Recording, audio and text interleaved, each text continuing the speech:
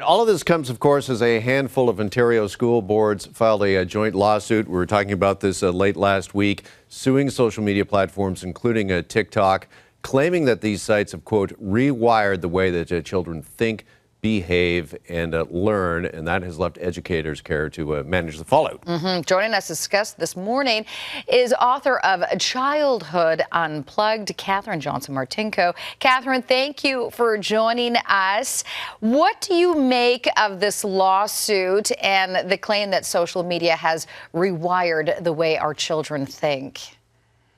Yes, thanks so much for having me. It's a pleasure.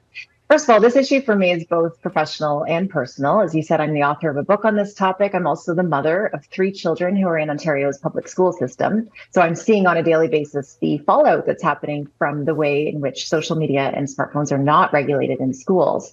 I absolutely agree with the lawsuit. I think it's very important to hold technology companies accountable for the architecture of their products. They know it's damaging. They have said this as much. And I think that they need to be held accountable. They need to be encouraged to redesign the products that so that they are not as compulsive in the way that children are using them.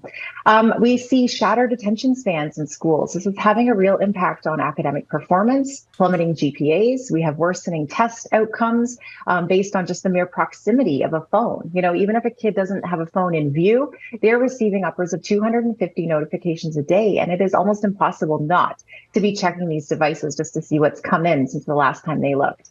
We should be able to relate. We're adults with phones as well. We all know how hard this is. Socially, you know, it's really undermining kids' abilities to develop good relationships. Cyberbullying is on the rise. It's a lot easier to be cruel online than it is in person. And I think that this is a very serious issue that we need to be addressing.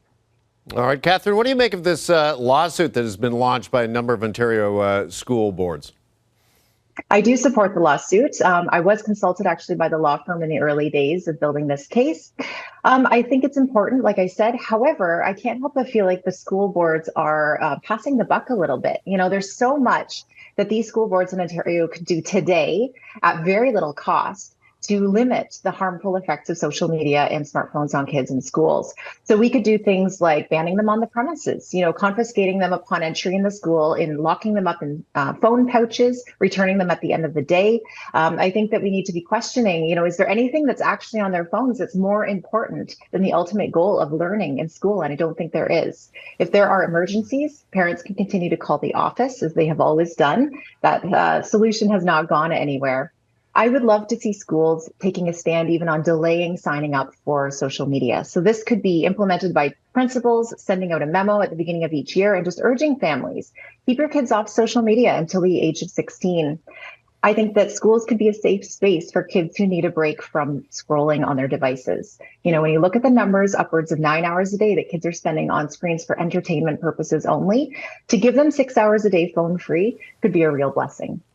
It really could. And I wonder why there is they're not, the school boards aren't as proactive. I feel like they're very handcuffed, the pushback possibly from parents. I'm not sure. We are going to continue this discussion tomorrow on Parenting Playbook. Catherine, thank you so much for joining us. Thank you for having me.